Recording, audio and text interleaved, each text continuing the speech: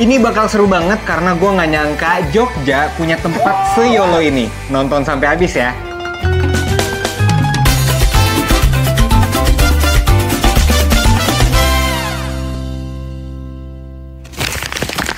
Hai, halo. Hai teman-teman, gue Ulion. Bentar-bentar, kayaknya nggak enak deh kalau hitam putih.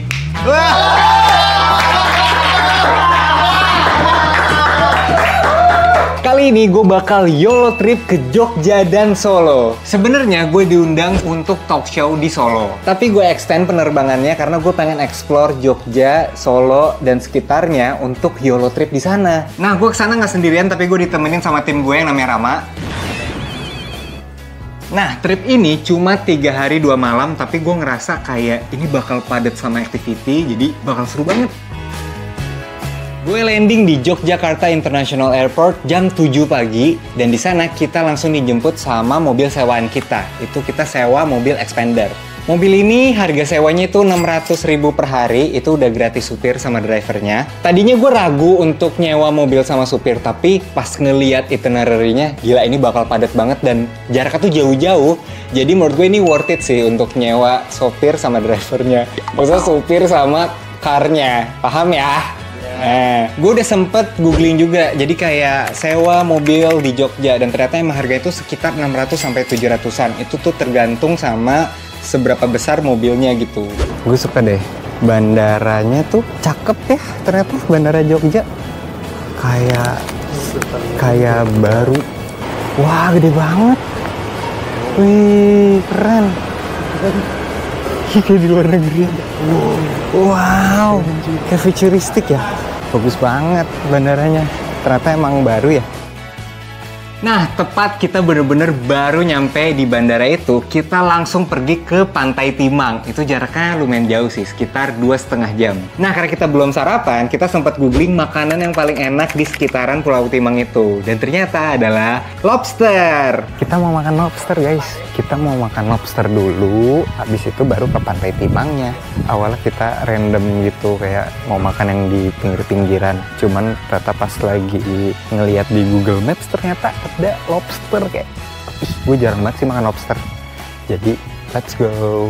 Jadi emang area Pantai Timang ini tuh emang habitatnya lobster, jadi banyak restoran-restoran lobster di sana.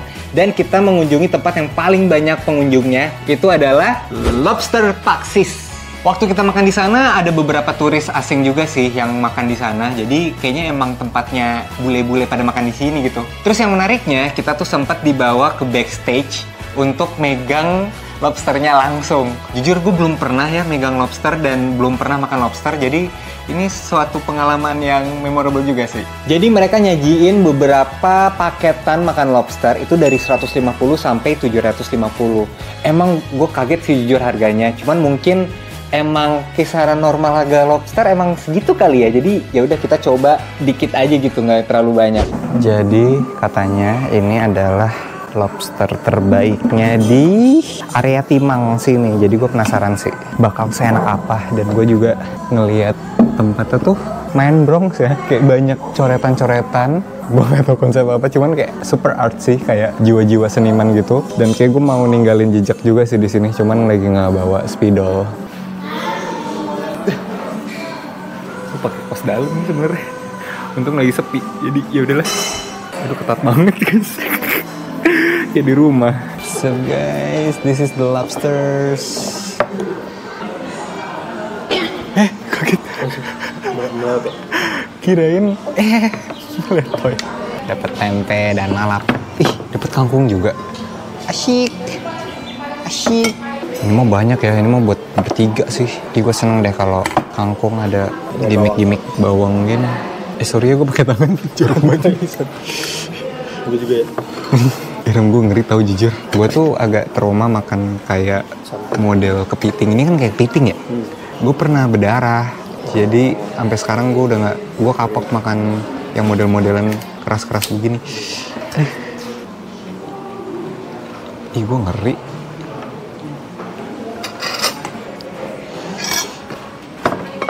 Ya basically udang ya. Kecil banget. Kita emang pilih paket yang termurahnya sih, yang paling kecil, setengah kilo, dapat 3 udang. Yuk kita coba. Bismillahirrahmanirrahim. Ini udah lobster. Gue belum nyobain sih. Ya kurang sih. Gampang. Bumbunya enak banget lagi. Coba ya. Cheers. Enggak. Yo. Gimana Ram? Geleng-geleng nggak? Sumpah gue suka banget sausnya. Ini enak banget. Ini gue cut ya guys ya, gue fokus makan dulu. Karena di sana banyak yang coret-coret di temboknya, gue juga sempat ninggalin jejak di restoran itu. Kayak gini, mungkin kalian bisa cari mana tulisan gue di sana. Untuk ke Pantai Timang ya, ternyata kita tuh butuh naik jeep karena jalannya tuh bener-bener ugal-ugalan. Nah, pas banget di restoran Taksis ini tuh ada kayak booth-nya untuk nyewa mobil jeepnya gitu. Jadi kita langsung, abis makan langsung kita menuju Pantai Timang dengan jeep. Jadi emang untuk ke Pantai Timangnya itu perlu mobil jeep. Ini 350.000 itu PP, jadi pulang pergi bebas, kita kayak selama apapun di Pulau Timang nanti baliknya pakai mobil jeepnya lagi. Jadi sebenarnya gue dulu tuh pernah kesini terus naik motor. Nah, kalau naik motor bisa experience jalanan kayak gini sih. Jadi jalanannya nggak rata gitu.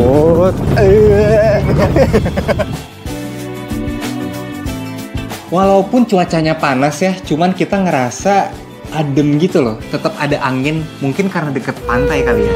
Kita ngerasa nggak kepanasan, justru kayak adem gitu kayak di dataran tinggi. Nah, untuk perjalanan ke Pantai Timang naik jeep ini tuh perjalanannya jujur sangat-sangat nyaman banget sih.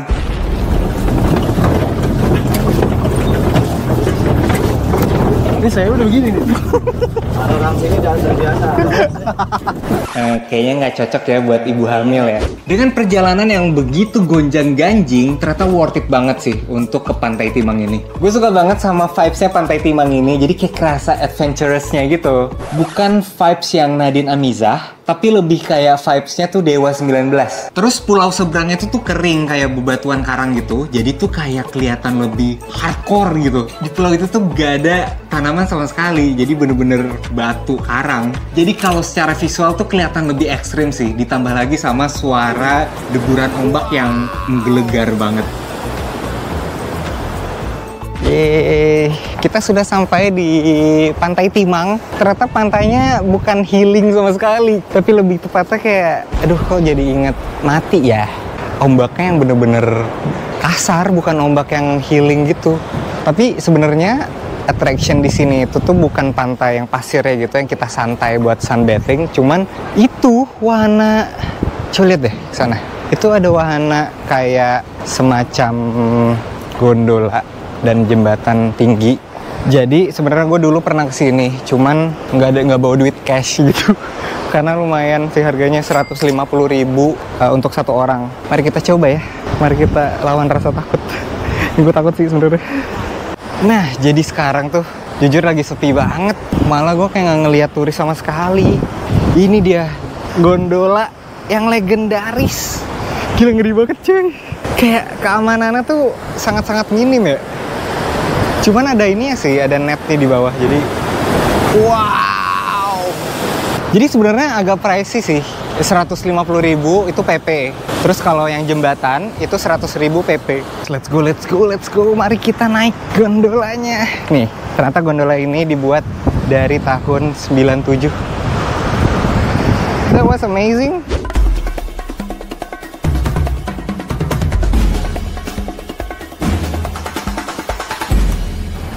Let's go. Gila, demi Allah gue merinding. Wah, gue merinding demi Allah. Bismillahirrahmanirrahim. Gila. Ini emang ada sensasi diberhentiin di tengah dulu ya. Ini kayak kalau nyokap gue ngeliat kayak dimarahin. Wah, lihat. Kasih bang. Sebenarnya yang bikin deg-degan itu tuh ombak di bawah kita sih. Tapi untungnya di bawah tuh ada jaring-jaring gitu. Jadi kayak kerasa lebih safe sih kalau misalnya amit-amit jatuh gitu. Tapi menurut gue ini tetap ngeri karena kerasa banget tradisionalnya. Terus tariknya juga masih manual. Terus tali-talinya tuh ya tali-tali kayak bukan tali rapia ya. Ya kayak tali-tali yang bukan besi gitu sih. Tapi menurut gue justru ini yang paling interestingnya sih dari Pantai Timang ini. Kalau misalnya kereta gantungnya tuh besi, terus pakai kayak mesin yang elektrik, terus jaringnya juga kayak lebih aman gitu, justru kayak kurang ekstrim ya nggak sih? Kalau bisa ekstrim tuh kenapa enggak gitu?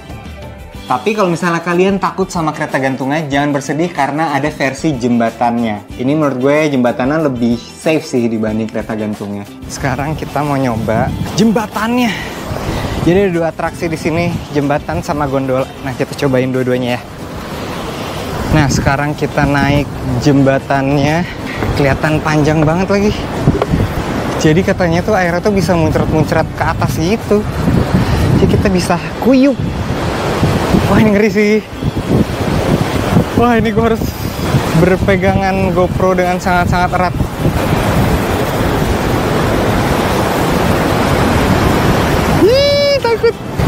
You're doing great. Itu miring-miring gitu loh. Ternyata agak creepy nih kalau sendiri ya.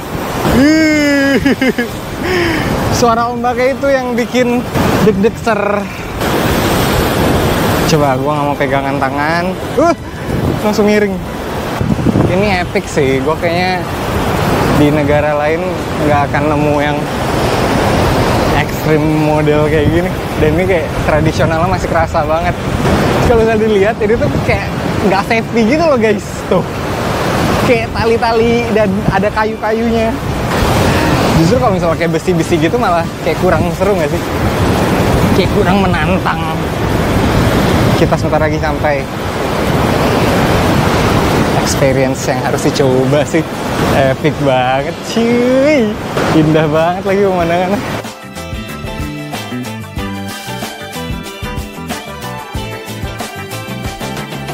Bagian sana itu ada momen dimana ombaknya bener-bener muncrat ke atas sampai ngebasahin semua pengunjung. Jadi gue penasaran banget sih, kayak gimana ya basahannya gitu. Wow! Kalau misalnya kalian tetap takut sama jembatannya, nongkrong aja di warung deket situ karena itu view-nya juga bombastic banget gitu. Gue tuh sempet di warungnya sambil minum kelapa. Aduh, seger banget sih di situ. Setelah kita naik gondola dan jembatan, kita langsung ngafe di sini guys dengan view yang epic banget. Wow. Tapi kalau dipikir-pikir pricey juga ya. Misalnya sekali PP itu 150, terus kalau naik jembatan 100.000. Jadi total itu udah 250 ditambah sama jeep. Jeep tadi berapa? 350, 3,5. Jadi ya sekitar 600-an ribu gitu. Pricey juga ya. Tapi kayaknya hemat kalau misalnya rame-rame. Karena Jeep itu tuh 350.000 per satu Jeep. Satu Jeep bisa 4 orang, jadi bisa patungan. Tapi menurut gue ini recommended banget. Gue kayak kalau ada temen bule yang mampir ke Indonesia, ke Jakarta, gue akan rekomenin mereka kesini sih. Ih, asik. Terima kasih. Tambah kelapa, mantap. Kelapanya 20.000.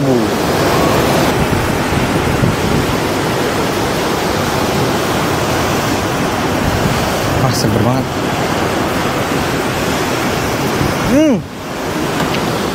Terus kira-kira kita menghabiskan kurang lebih waktu 1 jam di sana. Abis itu kita balik lagi ke base camp untuk naik mobil ke Jogja.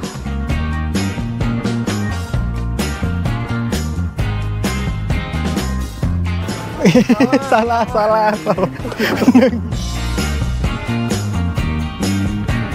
Abis dari Pantai Timang, kita langsung balik ke Jogja untuk ke penginapan kita untuk naruh barang, naruh koper, untuk isoma bentar di sana. Karena setelah itu kita langsung ke Raminten untuk nonton Kabaret Show. Gue ditemenin sama Aulenism dari zaman kapan tahu, udah lama banget gue kenalan sama dia. Namanya Iva. Hai Iva. Dan selama performance kita bener-bener ngakak terus karena bener-bener di luar dugaan.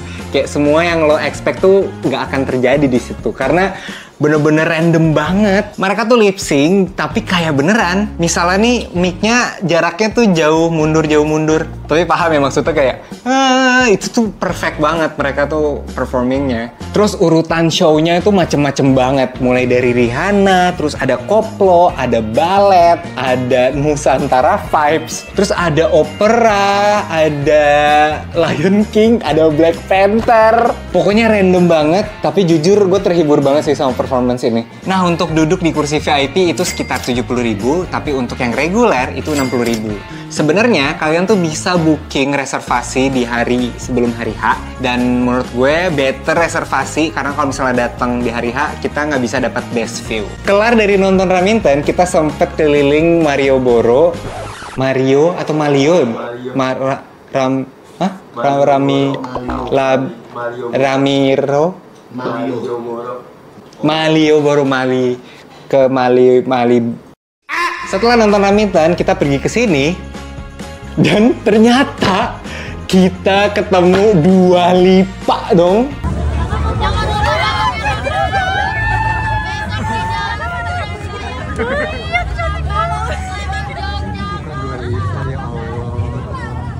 Jadi sebenarnya ini tuh teknik marketingnya, jadi ada brand fashion gitu. Jadi si Dua Lipanya itu tuh kayak di sekitarnya tuh ada nama-nama brandnya. Ini tuh sebenarnya mirip doang, cuman kayak gila orang-orang tuh di sekitar situ tuh pada percaya kayak ih Dua Lipa ya ampun. Jadi kayak aduh kocak banget sih, ini random banget sih. Di Jogja kita nginep di Next Door Nature. Itu di sekitar Bantul. Harga per malamnya itu 900 ribuan. Dan itu menurut gue view-nya cakep banget. Adem banget. Mungkin karena kita di dataran tinggi, jadi kayak lebih adem. Dan kalau pagi tuh dingin banget gitu. Terus rumah kita tuh diapit 2 sawah. Dan ada kolam renang kecil di dalamnya. Dan nuansanya tuh Jawa banget sih, Jogja banget. Jadi kayak beneran kayak lagi liburan gitu. Ditambah lagi dengan udara dingin, jadi kayak, kita lagi liburan ya gitu. Tapi sayangnya kita cuma nginep semalam doang di penginapan ini karena kita pengen explore penginapan yang lainnya. Nah, hari kedua ini kita bakal main di Solo, karena di Solo gue bakal talk show sama Universitas 11 Maret. Perjalanan dari Jogja ke Solo itu kurang lebih 2 jam naik mobil. Gue mau ngucapin terima kasih untuk anak USM yang udah ngundang gue untuk ke talk show-nya, karena ternyata acara talk show-nya menarik nih. Ini temanya teknologi gitu. Dan terima kasih juga untuk teman-teman yang datang ke acara talk show-nya nih. Yang datang coba tulis komen di bawah. Thank you banget karena antusiasmenya tinggi dan seneng banget sih bisa ketemu kalian di kota Solo.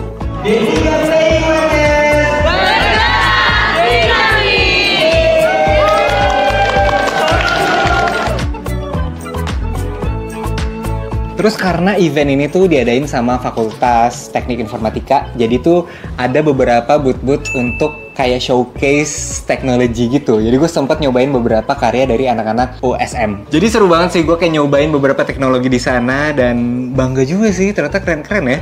Pokoknya talk show di USM ini menurut gue ini memorable banget sih.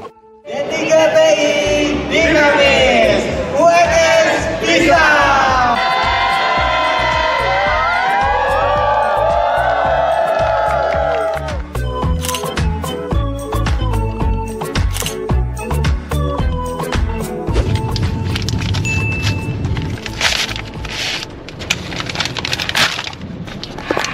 Keren banget.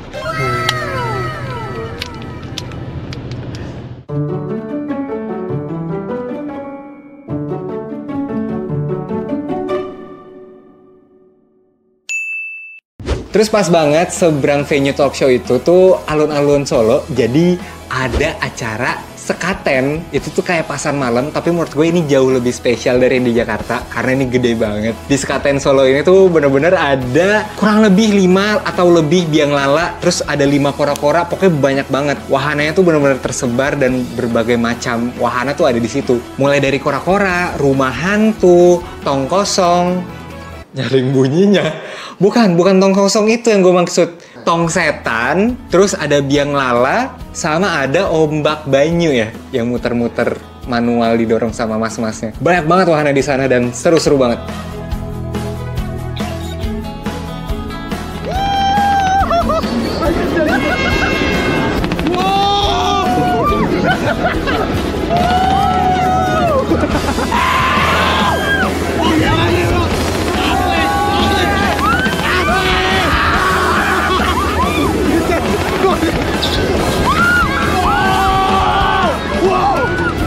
Gila.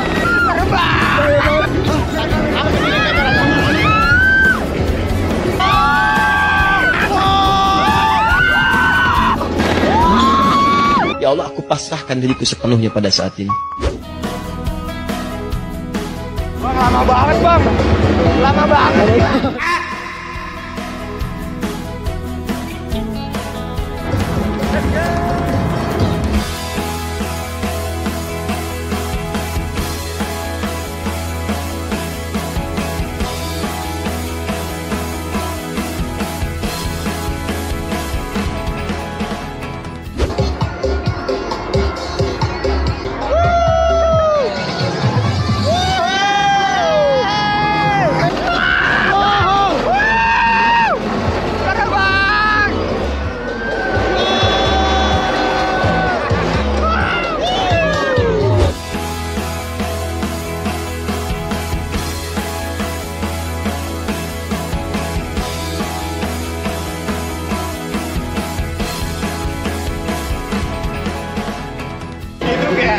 Kenapa sih harus kenceng? Iya. Ya malah tuh harusnya Kayak santai aja bisa. harusnya santai ya, ngelihat pemandangan itu. Nah, setiap wahana tuh harganya kira-kira tuh 15 ribuan. Terus kita juga sempet random banget kayak, ada dangdutan nih. Dan itu kita beli tiket yang reguler, itu harganya 25 ribu. Itu tuh kita bisa nonton dangdutan, tapi kayak di festival B gitu. Jadi bukan yang di depan panggung banget. Ternyata ini tuh one of my wishlist dari zaman kapan gitu. Karena gue pengen banget ngerasain dangdutan beneran tuh kayak gimana sih.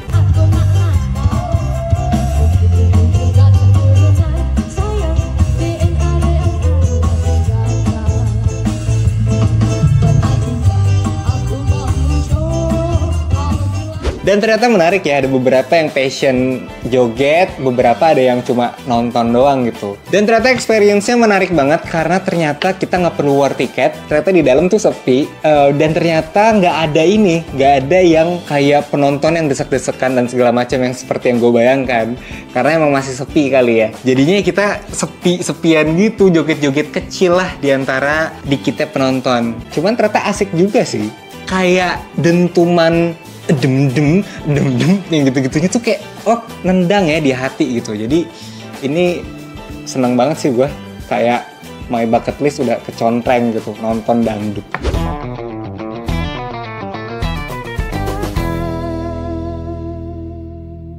Nah, dari Sekaten Solo kita lanjut ke penginapan YOLO selanjutnya, itu ada di Gunung Kidul. Namanya Paleo Stone Age Fantasy.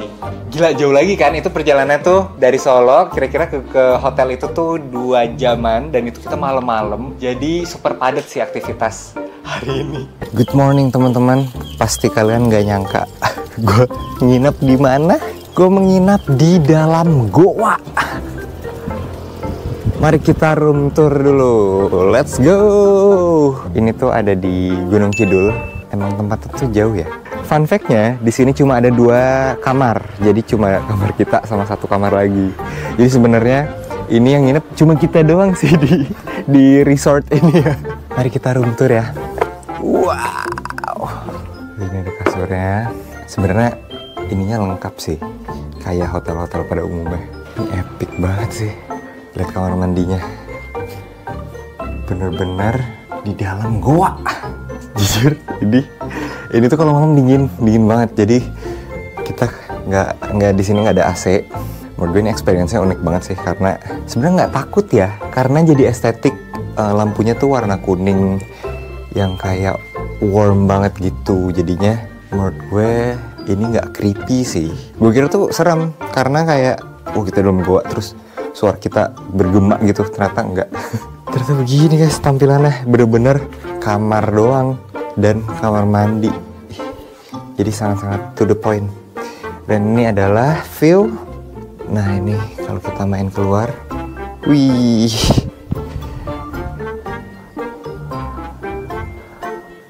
beneran kayak di zaman Paleolitikum ya.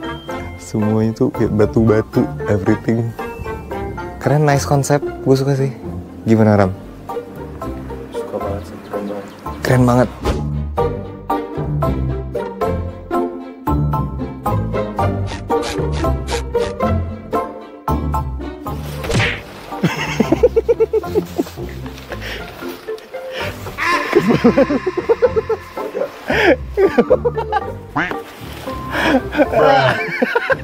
Dan apakah takut kalau misalnya ada yang jatuh atau batu yang jatuh atau ada binatang yang jatuh? Gue nggak takut karena ternyata tuh dilapisin sama kain gitu di atapnya, jadi kayak masih aman gitu lah. Terus ya ampun, staffnya juga ramah banget, bener-bener ngejelasin kita tentang pembuatan hotel gua ini. Paleo sendiri itu diambil dari kata Paleolitikum. Oh iya. Artinya kembali ke zaman batu. Makanya pakaian kita juga menyesuaikan, serba pelincun gini pakaiannya. Ini tuh kita lagi di zaman Paleolitikum. Gue emang niat pakai bawa kostum kayak gini. Dan ini lihat ada temen kita yang udah ya Allah, semoga diterima ya amal ibadahnya ya. Tapi kita harus tetap move on.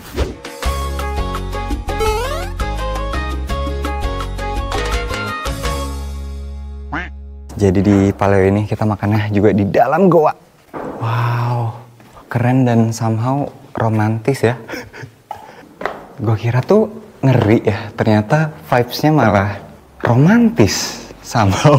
Aku ingin dirimu, Aku ingin dirimu yang menjadi milikku. Hari ini untuk cinta yang baik. Aulan's Got Talent. Let's go in cave, yeah.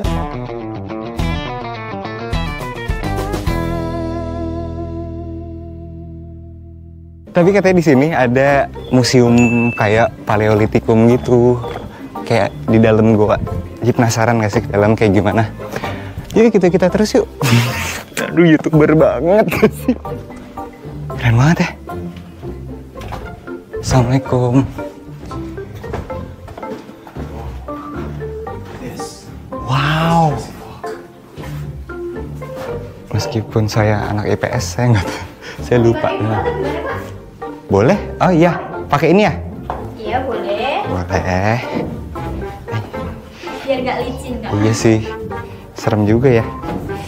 Kita harus pakai ginian dulu, biar nggak licin des kak.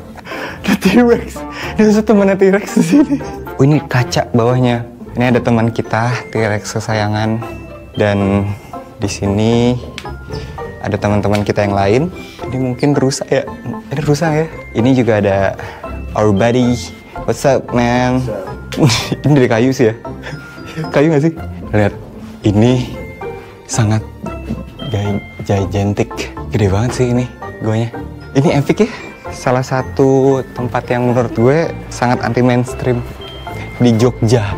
Jadi sebenarnya teman-teman di sini bisa main-main doang. Jadi kayak sehari one day trip gitu, atau misalnya mau nginep juga bisa. Tapi kalau mau nginep harus booking dari jauh-jauh hari karena cuma ada 2 kamar. Jadi kita chill dulu kali ya di sini ya. Gue masih pakai ginian lagi. Belum dibalikin. Kita balikin dulu, guys.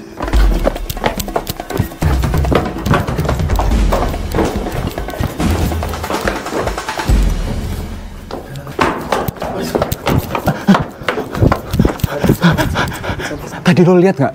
Nggak, itu buat thumbnail. Ngelihat sesuatu yang aneh di dalam goa. Kok bisa jadi thumbnail? Nah, ini dia hari terakhir, hari ketiga. Ini bakal capek banget karena banyak aktivitas. Sebenarnya yang bikin capek adalah kita harus cabut dari hotel itu jam 7 pagi. Jadi kayak nggak sempat untuk kayak sarapan secara proper. Jadi langsung bangun dan langsung pergi ke Goa Jomblang. Nah, perjalanan ke Goa Jomblang ini tuh kasar banget, bener-bener bebatuan gitu. Jadi inilah kenapa gue rekomendasiin kalian untuk mending nyewa mobil gede gitu. Jangan yang kayak Brio atau yang mobil-mobil kecil, tapi yang mobil kayak Expander, terus kayak Fortuner, Pajero, Bis. Pokoknya yang gitu deh, paham ya maksudnya ya. Gue tuh sebenarnya sengaja ya untuk extend sampai hari Senin. Dan hari Senin ini emang rencananya emang buat ke Goa Jomblang. Dan ternyata trik ini salah. Hari Senin adalah hari teramainya Goa Jomblang untuk turis-turis gitu. Jadi gue nggak saranin kalian untuk datang hari Minggu atau Senin karena banyak turis yang datang ke Goa Jomblang ini. Tiket untuk masuk ke Goa Jomblang itu sekitar 500.000. Mungkin ini terdengar mahal, cuman experience-nya worth it banget. Karena banyak activity yang kita lakukan di situ. Pertama, kita harus turun ke dalam goanya itu kayak sedalam 20 meter. Agak ngeri sih, tapi gue kayak ngerasa safe karena alatnya tuh terlihat high quality dan banyak banget petugasnya yang ngebantuin kita turun. Jadi tenang aja, nggak usah takut karena terlihat profesional kok dari semua gear-gear yang ada. Siap Mas, jangan panik ya. Oke. Agak maju sedikit? Teriak boleh nggak Bang? Boleh. Ya, asal jangan kencing. Kasihan yang bawah kalau kencing. Iya Allah. Udah. Panik, gak usah panik. Tidak panik. Siap. Tangannya lepas aja, ini lepas. Pegang tali depan dulu. Lepas. Satu Tangan. tangan pegang tali depan. Ya. Udah. Lihat kamera depan dulu ya. Let's go. Yeah. Hell no. Lihat aku tuh bisa. Mengapa bintang bersinar? Ih, keren banget. That's amazing. Ready landing? Stand up. Yes, stand up. Stand up for love. Alhamdulillah. Ngeri juga Mas. Terus setelah kita turun, kita tuh sempat jalan-jalan keliling lah daerah situ sekitar kayak 10-20 meter. Terus kita ngeliat ada gerombolan orang, jadi kita ikutan tuh sama gerombolan itu. Terus ternyata gerombolan ini balik lagi ke tempat yang tadi kita turun tadi. Terus kita langsung ngerasa, ini 500.000 cuma begini doang. Cuma untuk turun, terus naik. Kayak gak worth it gak sih? Untungnya kita nanya sama petugasnya, Mas, ini beneran nih? Ini kita habis turun terus naik lagi? Oh, kata Masnya salah, kita tuh harus masuk lebih dalam lagi ke areanya karena ternyata ada yang namanya kayak goa yang kayak di surga gitu lah, ada pancaran cahaya surganya. Jadi ternyata kita harus balik lagi dan itu adventure ternyata baru dimulai di situ. Nah, jadi teman-teman, kalau mau ke Gua Jomblang ini, gue saranin datang dari nyampainya jam 9 sih, karena kita ngincar matahari jam 12 siang supaya nanti di goanya tuh ada cahaya dari atas gitu. Jadi kita kayak di spotlight sama matahari. Dan jangan kesini pas hari Senin karena itu lagi rame-ramenya turis. Anggota kita grupnya sekitar 30 orangan itu kayak nggak ada orang Indonesia. Semuanya tuh ada yang dari Beijing, ada yang dari Malaysia dan lain-lainnya. Jadi kayaknya jangan hari Senin sih untuk datang ke sini. Oke, mari kita lanjut adventure-nya. Kok bisa ya ada orang yang nemuin tempat epic kayak gini? Gua gede banget. Ini bahkan kita belum masuk ke dalam gua yang benerannya sih. Ini kayak baru opening. Oke, mari kita lanjut adventure-nya. Abis turun dari ketinggian 20 meter, kita tuh langsung masuk lagi, turun lagi ke bawah, itu juga tinggi banget. Dan menurut gue ini agak hiking, cuman nggak terlalu capek sih, karena mungkin ada perasaan excited untuk ngelihat final destination-nya. Sorry, maksudnya bukan final destination yang mati ya, tapi kayak tujuan akhir kita ngelihat pemandangan utamanya itu. Jadi nggak terlalu capek sih. Mungkin emang turunnya tuh agak terjal, cuman masih safe karena kita bisa pegangan sama talinya itu. Dan akhirnya gue bisa merasakan yang namanya teriak di echo, kayak teriak terus echo gitu. Jadi kita sempet nyanyi juga sih. Oh hello, Perjalanan dari bibir gua sampai ke tujuan akhirnya itu tuh perjalanan completely dark. Itu kalian harus bawa senter atau pakai flash handphone juga bisa. Itu bener-bener dark banget. Kalau kalian nggak pakai flash senter itu pasti gelap gulita gitu loh. Tapi karena rame-rame jadi kerasa menyenangkan dan nggak serem-serem banget. Dan perjalanan tuh juga ada tapak-tapaknya, jadi jauh lebih safe dari yang gue pikirkan. Dan ternyata pas sudah nyampe di titik terakhir itu ternyata ya Allah, subhanallah, indah banget. Mungkin kita datang di saat yang tepat, itu tuh di jam-jam 12, jam 1. Jadi mataharinya tuh masih masuk ke dalam lubang goanya. Jadi kayak gila, keren banget. Ini tuh gue kayak nggak pernah deh lihat pemandangan yang kayak se-cinematic ini gitu. Dan vibes-nya tuh nggak horor sama sekali sih, kayak di gua gitu. Jadi kayak nggak ada perasaan horor, nggak ada perasaan mistis, tapi justru gue ngerasain perasaan kagum sih di situ, kayak ya Allah keren banget gitu. Tapi kita tuh foto-foto di sana nggak terlalu lama, kurang lebih kayak 15 menit sampai 20 menit. Abis itu kita balik lagi ke titik utamanya gitu. Jadi emang nggak terlalu lama sih aktivitas di sini. Yang lama menurut gue itu pas kita turun ke bawahnya karena emang harus ngantri sama pengunjung yang lain. Jadi apakah ini worth it atau enggak? Menurut gue ini worth it banget. Harganya 500.000 dan menurut gue ini wajib banget sih untuk didatengin at least sekali dalam seumur hidup. Bismillahirrahmanirrahim. Ih, serem banget ya. Let's go. Jadi bawa banget.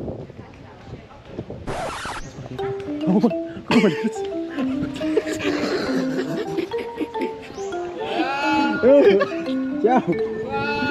Kok jadi depan-depan sih? Udah.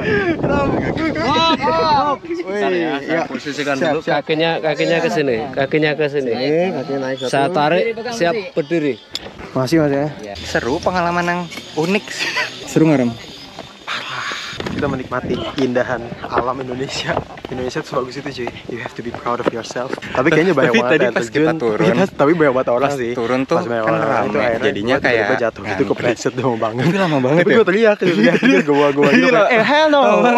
Terus tadi juga sempet ini ya. Banyak banget pohon kita sih. sempet nyanyi. Iya banyak banget. Nah tapi pas nyanyi itu gue Karena juga di kadang goa, bingung jadinya kepleset. kayak Tapi banyak gema-gema banget gitu. orang-orang pecan. Abis dari Goa Jomblang, kita lanjut aktivitinya ke Goa Pindul. Ini tuh beda experience dari kita yang sebelum-sebelumnya. Ini tuh kita naik ke atas perahu rafting dan kita keliling ke dalam goa itu. Jadi ngeri sih.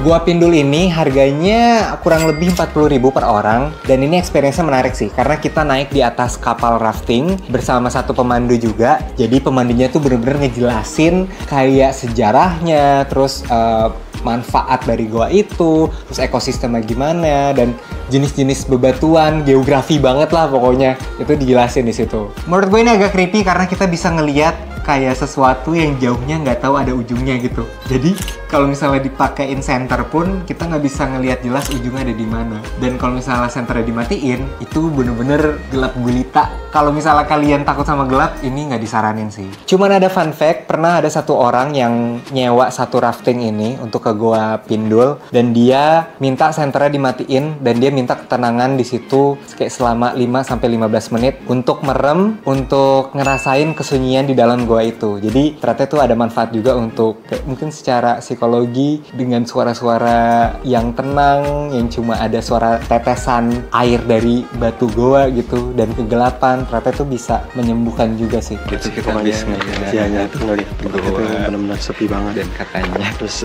banyak hal-hal apa ya, hal-hal yang memang mistis gitu yang sebenarnya itu yang gue suka, ketenangan dalam kegelapan itu sih.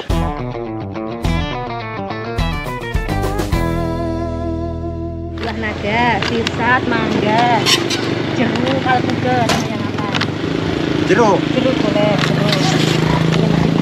Habis dari gua tanding, sekarang mau naik jeep. naik jeep nih sama Pak siapa? Pak Edi. Sama Pak Edi. Sama Pak Edi. Let's go. Nah, setelah kita tur di dalam goa, kita lanjut untuk naik jeep. Berbeda dengan jeep yang lavatur yang kayak di Jogja, ini tuh kayak kita menyusuri sungai aja gitu. Dan karena lagi musim kering, jadinya sungainya tuh gak ada airnya dan surut, jadinya kita bener-bener jalan di atas sungai yang kering. Jadi bener-bener kasar banget itu jalannya. Itu seru sih ternyata. Harganya itu 450.000 per jeep. Jadi kalau kalian ramean itu bisa patungan juga, lebih murah. Dan menurut gue ini worth it kalau misalnya di musim hujan kali ya. Jadi air sungainya itu masih tinggi, jadi kalian bisa basah-basahan pakai jeep itu gitu. Mungkin itu jauh lebih seru. Tapi gila sih, ini tuh capek banget ternyata. Meskipun kita duduk, kita tetap harus pegangan karena kita harus survive dengan goncangan-goncangan yang ada. Tapi somehow ini bikin ngakak juga sih, karena kita bisa ngelihat teman kita tuh kayak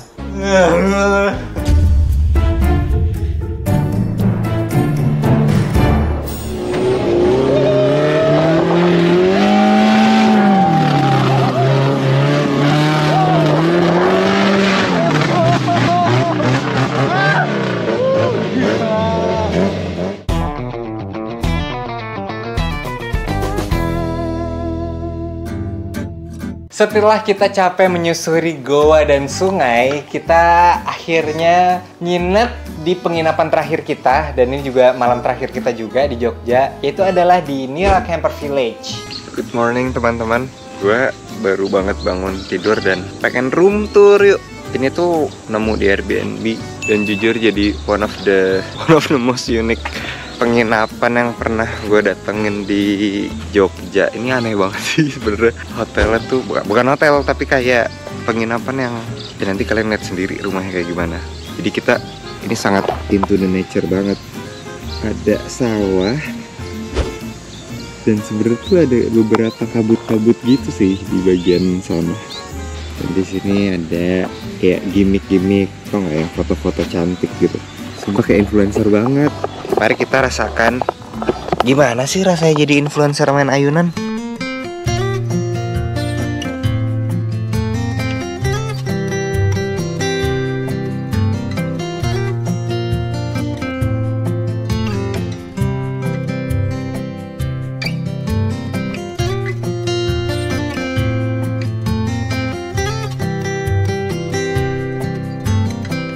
Terus di sini ada kamar mandi. Kamar mandinya ya, Ram masih mandi ya? Iya. Masih lama nggak? Ini teman-teman di rumah pengen masuk kamar mandinya nih, pengen tahu isinya kayak gimana. Oh, penasaran. Bentar ya. Terus di sini ada barbecue, terus ada kolam renang, tapi gue kayak apa ya, ini kolam renang kan kecil ya, buat celup-celup cantik doang sih. Di sini konsepnya super outdoor. Terus ini dapurnya minimalis dan cukup, jadi nggak yang heboh-heboh banget gitu. Nah sekarang saatnya kita menuju ke kamarnya. Ini bintang utamanya nih dalam penginapan ini. Siap? 1, 2, 3. Menurut gue ini hotelnya unik banget karena kita tidur di dalam balon. Literally balon yang isinya tuh angin, jadi adem di dalamnya. Nah, karena ini adalah konsep balon raksasa, jadi kita nggak boleh angin yang dalam balon itu tuh keluar. Itulah kenapa ada 2 pintu. Dan pintunya itu tuh pakai resleting gitu. Jadi kita harus buka 2 pintu yang dari resleting, harus buru-buru karena biar angin yang dalam balon tuh nggak keluar.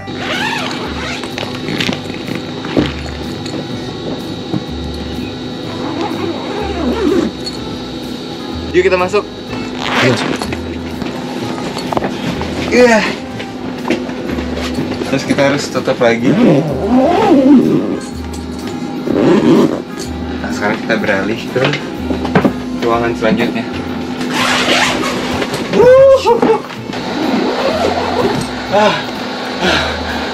Jadi gue agak gemes sih pas gue kebelet itu di dalam kamar balon itu, dan gue harus kayak buru-buru resleting, dan itu ada 2 pintu, jadi menurut gue ini agak ngerepotin gitu. Welcome to the room. Jadi ini ruangannya sangat-sangat minimalis ya. Cuma ada AC doang mah. Ada AC dan lampu tidur. Di sini juga minimalis banget. Jadi emang kasurnya tuh serba putih. Jadi kerasa clean ya. Dan bisa langsung melihat pemandangan dari dalam kamar ke luar. Ini jujur pagi-pagi epic banget sih. Jadi kita dibangunkan oleh matahari, langsung terang banget. Jujur nyaman sih di sini. Cuman sayangnya tuh kayaknya nggak dibersihin banget gitu loh bagian atasnya. Jadi agak-agak kotor. Tapi tetap sih experience-nya menarik ya, karena gue nggak pernah sih yang tipe model kayak bubble kayak gini. Jadi kalau misalnya mau ada sesuatu privacy biar nggak diintip orang, ini bisa nih ya segitu aja. Kita lanjut balik lagi keluar. 1, 2.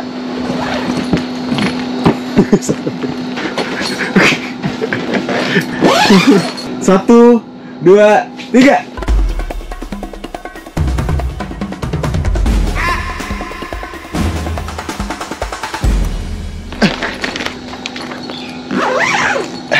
Jadi emang konsep penginapan ini tuh dekat dan menyatu dengan alam. Jadi ruang keluarganya, ruang nonton TV, dapurnya itu semuanya outdoor. Jadi kita nggak perlu kaget kalau misalnya ada ulet atau ada nyamuk, ada laron dan segala macam. Karena emang konsepnya menyatu dengan alam. Tapi kamar mandinya oke juga sih. Dia kayak konsep bambu-bambu gitu. Jadi menurut gue ini estetik juga gitu. Enak banget ya di Jogja tuh. Nyari udara seger kayak gampang gitu. Kayak cuma dari sejam dari kota Jogjanya udah ke Sleman nih, dapat segernya gitu udaranya. Jadi yang gue suka dari Jogja itu sih. Kayak deket kemana-mana untuk mencari udara segar. Harganya 650.000 per malam. Dan ini mungkin bisa diinepin sekitar 3-4 orang.